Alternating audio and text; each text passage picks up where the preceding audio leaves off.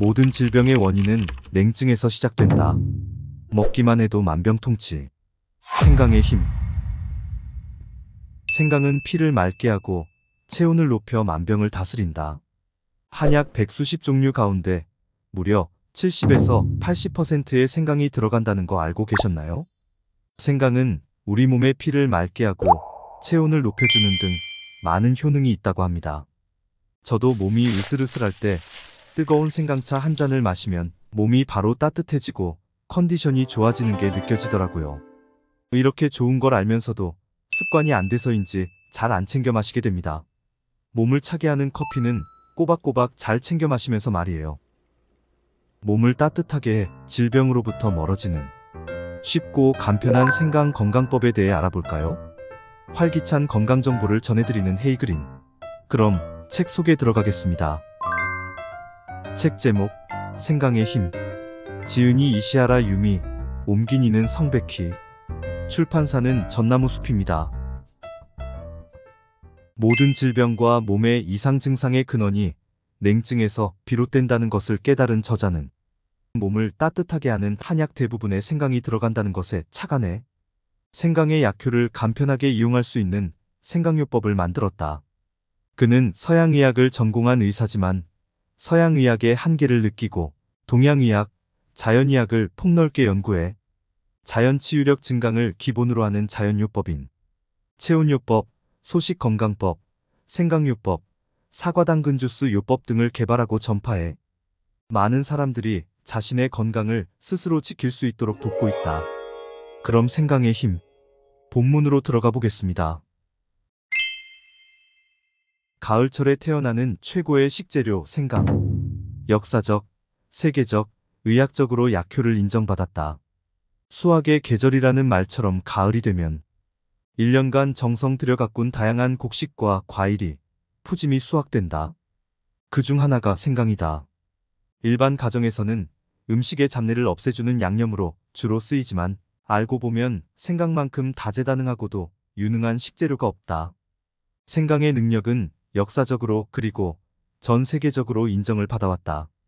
아유르베다의 한 서적에서는 생강을 신이 내린 치료의 선물이라 말했고 이슬람교의 경전 코란에서는 하늘이 내린 성스러운 영혼이라고 표현했다. 피타고라스의 정리로 유명한 그리스의 철학자 피타고라스도 생강을 소화제나 구풍제, 즉 장의 가스를 제거하는 약으로 사용했고 고대 로마인들은 식중독에 걸렸을 때 해독제로 썼다. 또한 16세기 영국에서는 생강 1파운드, 약 450g을 양 한 마리와 교환했을 정도로 생강은 부와 권력의 상징이 되기도 했다. 영국에서 패스트가 유행했을 때 시민의 3분의 1이 죽었는데 평소에 생강을 많이 먹은 사람은 죽지 않은 일도 있다. 이 사실을 알고 헨리 8세가 런던 시장에게 생강빵을 만들라는 지시를 내렸고 그 이후 서양에서는 진저브레드나 사람 모양을 한 진저 쿠키를 즐겨 먹게 되었다. 생강의 능력은 동양의 의학계에서도 인정을 받았다. 중국의 의서이자 한의학의 원전이라 할 수 있는 상한론에는 생강은 몸을 따뜻하게 하고 혈류를 좋게 하여 모든 장기의 활동을 활발하게 만든다. 체내에 불필요한 체액, 즉 체내의 고인물을 제거하며 정체된 기를 뚫어준다라는 내용이 나온다. 명나라 시대에 저술된 약학서 본초 강목에도 생강은 다양한 질병을 방어한다라고 기술되어 있다. 이를 증명하듯 의료용 한약 100수십 종류 가운데 무려 70에서 80%의 생강이 들어간다. 병이 낫고 살이 빠지고 아름다워지는 만병을 다스리는 생강 건강법. 생강의 효과를 체험한 사람들의 생생한 한마디 들어볼까요? 3개월 만에 체중이 6kg 줄고 허리도 5cm나 줄었어요. 뾰루지가 사라지고 피부가 매끈매끈해졌어요. 우울증으로 반년이나 휴직한 후 직장으로 복귀했습니다. 연례 행사처럼 찾아오던 냉방병, 여름 감기와 연을 끊었어요. 골칫거리였던 요통이 생강스포로 나았습니다. 위장이 건강해지니 밥맛도 좋아졌어요. 생강요법으로 살이 빠지고 예뻐지고 병까지 치유된다니. 생강의 힘이 정말 대단하네요. 현대인들에게 생강은 필수 식품. 도시와 현대화가 냉증을 부르고 냉증은 각종 증상과 질병을 야기한다. 질병의 급증 원인은 저체온으로 인한 면역력 저하. 추운 겨울은 물론이고 더워서 견디기 어려운 여름에도 냉방 등으로 몸이 차갑게 식은 탓에 뭔가 이상을 느끼고 내 클리닉을 찾는 사람이 늘어나고 있었다. 그래서 체온에 관한 의학문헌을 섭렵했더니 체온이 1도 떨어지면 대사가 약 12%, 면역력은 약 30% 이상 저하된다는 결론에 이르게 되었다. 또 기온이나 체온이 떨어지는 겨울에는 감기나 폐렴, 뇌경색이나 심근경색, 고혈압 같은 질환이 늘어날 뿐만 아니라 대부분의 질병에서 사망률이 올라간다. 하루 중에서 기온과 체온이 가장 낮아지는 오전 3시에서 5시에 사망하거나 발작을 일으키는 사람이 많다는 사실도 밝혀져 있다. 건강한 사람이라도 기상한 뒤 한두 시간까지는 체온이 낮기 때문에 이 시간대에는 몸이 무겁거나 기분이 가라앉아 좀처럼 기운이 나지 않는다. 그 뒤 체온이 상승하면서 몸 상태도 고조되기 시작하여 체온이 제일 높은 오후 2시에서 5시 사이에 가장 활동적이 된다. 이처럼 체온은 인간의 건강이나 생명에 지극히 중요하다. 그런 체온이 낮다는 것은 중대한 문제다. 왜 이렇게 우리 몸이 차가워졌을까? 에어컨 보급뿐 아니라 잘못된 식습관인 과식도 원인이다. 현대인은 정말 너무 많이 먹는다. 이것은 내가 항상 호소하는 바인데 옛날과 달리 현대인은 이렇다 할 운동이나 노동을 하지 않기 때문에 애초에 하루 세끼 자체가 과식이다. 몸을 차갑게 만드는 최대 원인은 과식에 있다. 과식했더니 갑자기 졸음이 오고 피로가 한꺼번에 몰려와서 움직이기 귀찮아진 경험은 누구에게나 있다. 이런 현상은 먹은 음식을 소화하고 흡수하기 위해 다량의 피가 위장으로 몰린 탓에 뇌나 근육 등으로 들어가는 혈액량이 줄어들었기 때문에 생긴다. 체내에서 많은 열을 생산하여 체온을 유지시키는 곳이 근육과 간, 뇌, 심장 등이다. 안정시 열 생산량은 골격근이 약 22%, 간이 약 20%, 뇌가 약 18%, 심장이 약 11%라고 한다. 이들의 혈액 공급이 제대로 안 되면 당연히 생산하는 열량도 줄어들기 때문에 체온이 떨어지고 몸이 차가워진다. 그 결과 다양한 질병에도 걸리기 쉬워진다. 반대로 소식을 하거나 단식을 하면 위장으로 갈 혈액을 줄여도 되기 때문에 근육이나 뇌 같은 위장 외 장기로 가는 혈류가 좋아져서 열 생산이 순조롭게 이루어진다. 또한 과식은 혈액을 끈적끈적하게 오염시키는 원인이기도 하다. 먹은 음식을 다 소화하지 못하는 것이 끝이 아니라 미처 연소되지 못한 단백질이나 지질, 당질이 노폐물이 되어 혈액을 오염시킨다. 몸을 차갑게 하는 음성식품, 과다 섭취주의. 몸을 차갑게 하는 음성식품의 대표적인 예를 살펴보자. 수분이 많은 식품인 물, 우유, 식초, 녹차, 커피, 주스, 콜라, 맥주. 남방원산 식품인 파인애플, 바나나, 망고, 토마토, 오이, 카레. 백설탕, 크림, 우동, 빵, 마요네즈, 버터, 케이크, 생채소, 화학조미료, 건강보조식품 등이다. 평소의 식생활을 돌아보기 바란다. 이들 음성식품만 먹고 있지는 않은가? 현대인은 대부분 몸을 차갑게 하는 음성식품에 둘러싸여 생활하며 이들을 너무 많이 먹는다. 지나친 염분 제한도 몸을 차갑게 한다. 소금을 줄이는 식습관도 몸을 차갑게 한다. 이 말을 듣고 놀라는 사람도 많지 않을까? 최근 몇십 년 동안 염분의 과다 섭취가 고혈압이나 뇌졸중 등의 원인으로 지목된 탓에 감염이 중요하다는 것이 상식이 되었기 때문이다. 하지만 염분을 너무 줄인 나머지 염분 부족 상태에 빠져 몸이 차가워지고 그것이 원인이 되어 병에 걸린다면 아무 의미도 없다. 한의학에서는 염분에는 몸을 따뜻하게 만드는 작용이 있다고 본다. 다만 소금을 먹을 때는 인공화학염은 피하고 약 100종류나 되는 풍부한 미네랄을 함유한 천일염을 먹도록 한다. 또 발안이나 배뇨를 철저히 해야 한다는 점도 명심하자. 수분과 함께 체내 나트륨도 말끔히 배출할 수 있다면 심장에 부담이 갈 일도 없고 혈압이 올라갈 걱정도 없다. 몸이 차가워진 이유를 알았으니 이제 체온을 높여줄 생강의 효능을 정리해볼까요? 하나, 몸을 따뜻하게 한다. 진저롤 등이 혈행을 촉진시키기 때문에 몸을 따뜻하게 하여 냉체질을 개선하는 작용이 있다. 둘, 면역력을 높인다. 백혈구의 수를 늘리고 그 활동을 촉진해서 면역력을 상승시킨다. 셋, 바람과 거담을 촉진한다. 혈관을 확장해서 혈행을 좋게 할 뿐만 아니라 체내의 여러 가지 관이나 샘 조직을 자극해서 가래를 제거한다. 넷, 기침을 가라앉힌다. 뇌의 중추에 작용해서 기침을 없앤다. 다섯, 해열작용.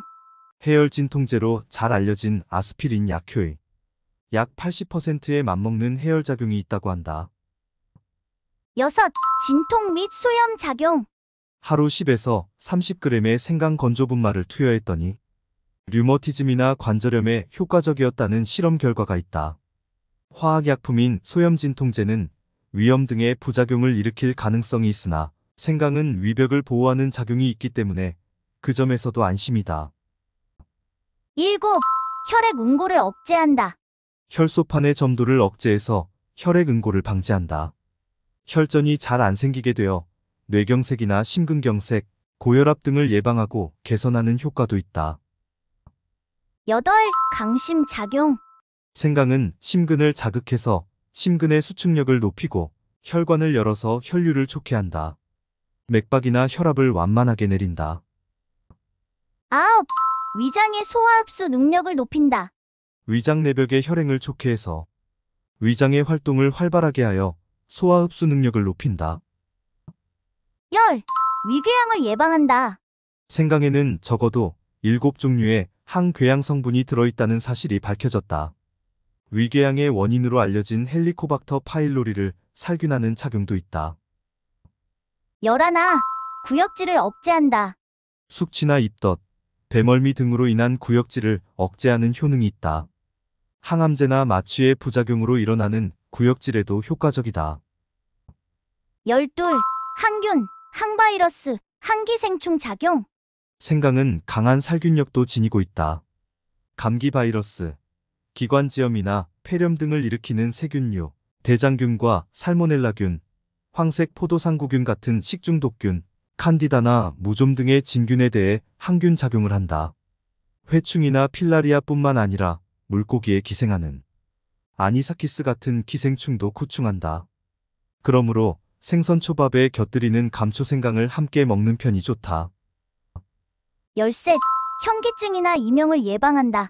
생강은 뇌의 혈행을 좋게 해서 현기증이나 이명을 예방하는 효과가 있다. 열넷, 혈중 콜레스테롤을 내린다. 생강의 진저롤이 담즙의 배설을 촉진하기 때문에 혈액 중 콜레스테롤이 저하된다. 열다섯, 생식 기능을 개선한다. 혈행 분량을 개선하는 작용이 있는 생강은 자궁과 난소로 가는 혈행을 좋게 하고 그 활동을 촉진하여 월경을 가볍게 정상적으로 만드는 효과도 있다. 불임에도 효과를 발휘한다. 남성에서는 정자의 운동률을 높인다고도 한다. 열여섯, 산화를 방지한다. 체내에서 활성산소를 제거하는 작용도 기대할 수 있기 때문에 암이나 알레르기, 면역질환 등은 물론이고 노화 예방이나 개선에도 도움이 된다. 열일곱, 우울증을 예방한다. 한의학에서 생강은 기를 소통시킨다라고 하여 우울증을 개선하는 작용이 있다고 여겨왔다. 기병의 특효약인 한약 바나후박탕에 들어가는 성분이기도 하다. 열여덟, 해독을 촉진해서 체내를 정화한다. 혈액의 순환을 좋게 하는 동시에 발안이나 배뇨, 배변을 촉진하는 작용이 있다. 체내의 독소를 배출시켜서 몸을 정화한다. 어떤가? 생강은 냉증 제거를 제외하고도 이렇게나 많은 효능이 있다. 게다가 하나같이 현대인이 예방하고 개선하고 싶은 증상들을 모아놓지 않았는가? 생강은 정말 모든 질병을 예방하는 만능식품이네요. 그렇다면 생강을 손쉽게 지속적으로 먹을 수 있는 방법은 뭐가 있을까요? 최고의 조합. 생강, 홍차, 흑설탕.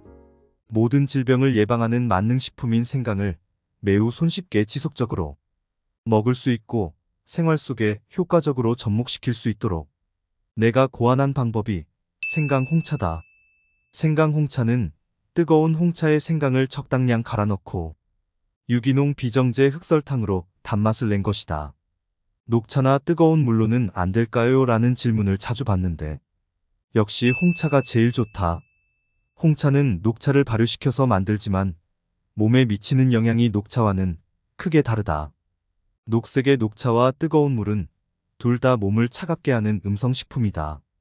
반면 붉은색인 홍차는 몸을 따뜻하게 하는 양성식품이기 때문이다. 또 홍차에 들어있는 카페인은 이뇨작용을 발휘해서 수독을 예방해준다. 그리고 홍차의 붉은 색소인 테아플라빈에는 강력한 항산화 작용이 있어서 체내에서 과도하게 발생한 활성산소의 제거에 도움을 줄 뿐만 아니라 감기 바이러스나 인플루엔자 바이러스에 살균 효과가 있다는 사실도 알려져 있다. 생강 홍차는 손쉬운 최강의 온열 건강식품이라고 할 수 있다. 생강 홍차에 흑설탕을 넣으면 효과는 더욱 강력해진다.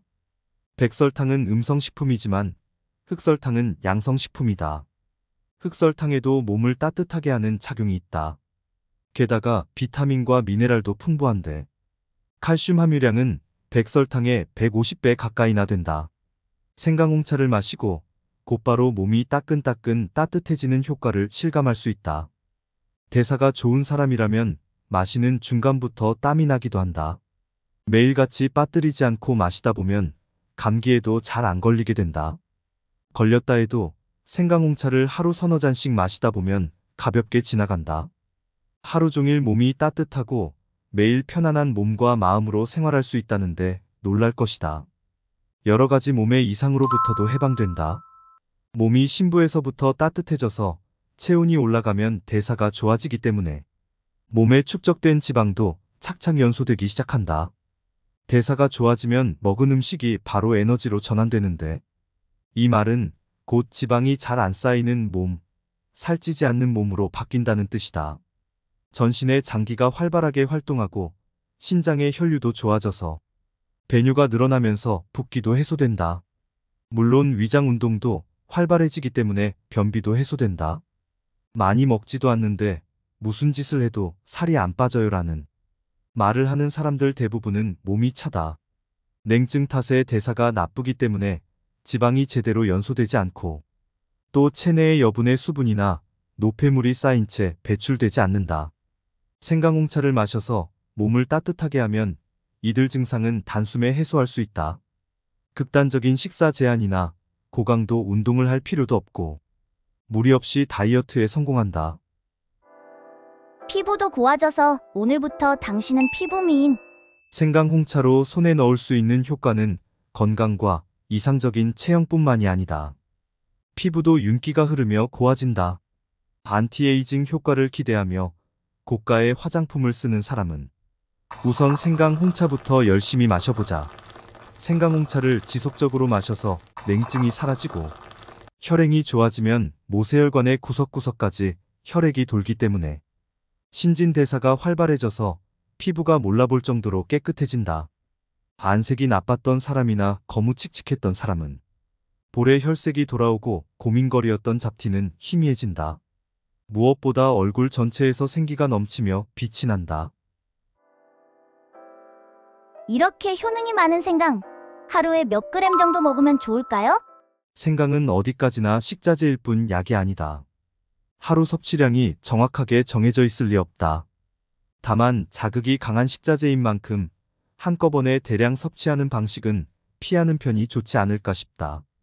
건조 생강가루의 경우 해외 생강 연구의 1인자는 건강유지와 증진을 위해서는 하루 1g 기준으로 제한했다. 그러나 관절염 환자가 착각을 해서 1회 3에서 4g씩 먹었더니 통증이 경감되었다는 보고도 있고 심근경색이나 뇌경색 같은 혈전증 예방에는 매일 2g을 섭취할 필요가 있다고도 한다. 결국 몸의 반응을 살피면서 적당한 섭취량을 찾아 나가면 된다. 내 몸이 하는 말을 들으면서 몸 상태나 신경 쓰이던 증상에 가장 효과적인 방법을 찾는 편이 바람직하다. 생강 홍차를 마실 때는 다음 사항에 유념해 주세요. 반드시 뜨거울 때 마실 것. 미지근하게 식은 다음에는 마셔도 땀도 안 나고 효과도 반감된다. 1일 3잔에서 6잔 마신다. 취향과 몸 상태에 따라 가감한다. 언제 마셔도 상관없지만 아침 식사 전인 기상 직후와 목욕 직전에는 꼭 마신다. 생강을 너무 많이 넣으면 위가 타는 듯한 느낌을 받을 수 있으니 주의한다. 쉽고 간편하게 몸을 따뜻하게 해주는 생강 홍차 외에도 책에는 다양한 생강 레시피와 생강을 이용한 목욕법도 수록되어 있습니다. 생강은 몸을 따뜻하게 하는 작용뿐만 아니라 우울증을 개선하는 효과까지 있다고 하니 적극적으로 활용해 보시면 좋겠습니다. 스트레스를 받으면 혈관이 수축해 혈액이 나빠지고 몸을 더욱 차갑게 할 수 있다고 합니다. 즐겁게 생활하시고 푹 주무셔서 뇌를 꼭 쉬게 해주세요. 생강의 힘 소개는 여기까지입니다. 오늘도 활기찬 건강 누리세요. 이상 헤이그린이었습니다. 감사합니다.